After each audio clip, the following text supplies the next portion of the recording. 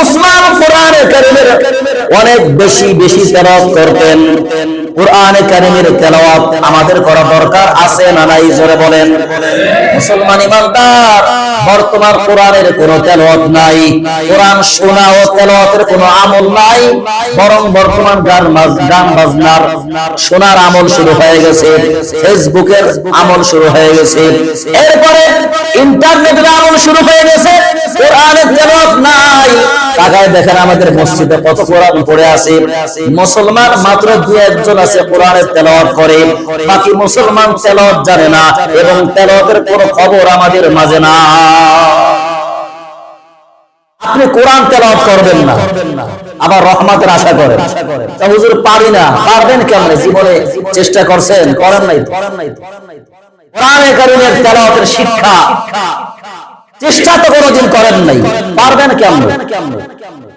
আপনি যে একজন ভালো একজন ব্যবসায়ী, ভালো একজন কৃষক, আপনি ভালো একজন জ্ঞানী, আপনার মাঝে কোরআনে কারীমের তেলাওয়াত নাই, আপনি কোরআন তেলাওয়াত করতে জানেন না।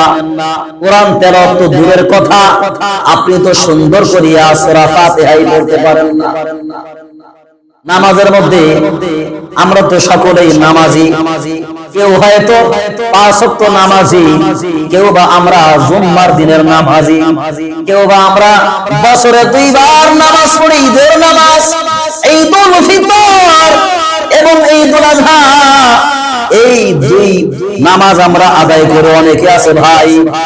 আবার কিছু মুসল্লি আছে তারা জীবনে নামাজের খবর নাই, জানাজা যখন রেডি হয়ে যায়, যায় নামাজ নিয়ে সবার আগে দাঁড়ায় যায়। নেতায় জানাজার লিখে যায় নামাজ নিয়ে দৌড়াদৌড়ি করতে যায়, কিন্তু যায় নামাজ, জানাজার নামাজে কি সেজদা আছে? কেন যায় নামাজ লাগবে? ভাইরা আমার, এক হুজুরে এক এলাকায় গেছে বয়ান করতে, নামাজের বয়ান দিছে, এমন কড়া বয়ান।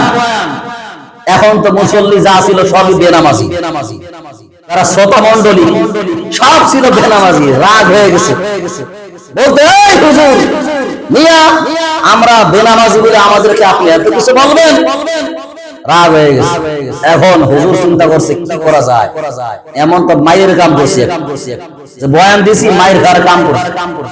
কারণ বেনামাজি তার দোয়া কবুল হয় না, হ্যাঁ, তার হজ কবুল হয় না, তার দান খয়রাত কবুল হয় না। এইভাবে অনেক যখন হাদিস শুনাইছে, তখন বক্তা চিন্তা করছে কি করা যায়। এইবার বক্তার মাথায় বুদ্ধি এলো, এবার ডাক দিয়ে বলতেছে, তোমাদেরকে বেনামাজি বলি নাই, তোমরা কিন্তু বেনামাজি না। বলে কিভাবে বেনামাজি না? আমরা তো নামাজ পড়ি না। বলে তোমরা কি ঈদের নামাজ পড়ো না? হ্যাঁ, ঈদের নামাজ তো পড়ি। হুজুর তাইলে আমরা বেনামাজি না। হুজুরের পিঠ বাঁচাইছে আর কি, কোন রকম বাইচে গেছে। এরপরে একদম দাঁড়ায় গেছে, হুজুর আমি কিন্তু ঈদের নামাজও পড়ি না, তারপরে তার মানে আমিও বেনামাজি, এবার আপনাকে ছাড়বো না। হুজুর কয় মিয়া কিসের বেনামাজি তুমি? তুমি তো জানাজার নামাজ পড়ো। জানাজার নামাজ পড়ি। ঠিক আছে, তুমি বেনামাজি না, তুমিও নামাজি। হুজুর কয় এইবার আমি একবারে একদম মাপ পেয়ে গেছি, আমার আর মাইর খাওয়া লাগবে না। মুসলমান ইমানদার, এই জন্য কাকে গান শোনাবো? মুসলমান হইয়া সুদের কথা বললে মুসলমান রাগ হইয়া যায়, মুসলমান হইয়া ঘুষের কথা শুনলে মুসলমান রাগ হয়ে যায়, হত্যার কথা শুনলে মুসলমান রাগ হয়ে যায়, গানের কথা শুনলে মুসলমান রাগ হইয়া যায়। ও মুসলমান, তুমি কিসের মুসলমান?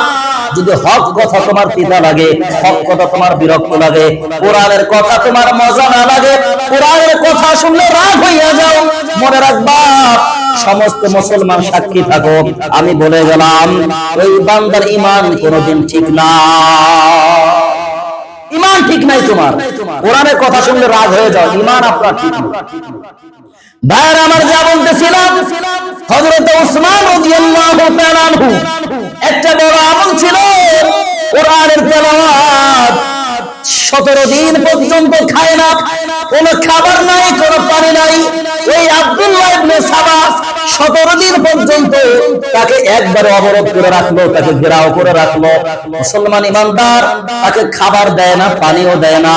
এইভাবে তিনি কোরআনে কারিমে তেলাওয়াত করতেছেন আর কান্না করতেছে।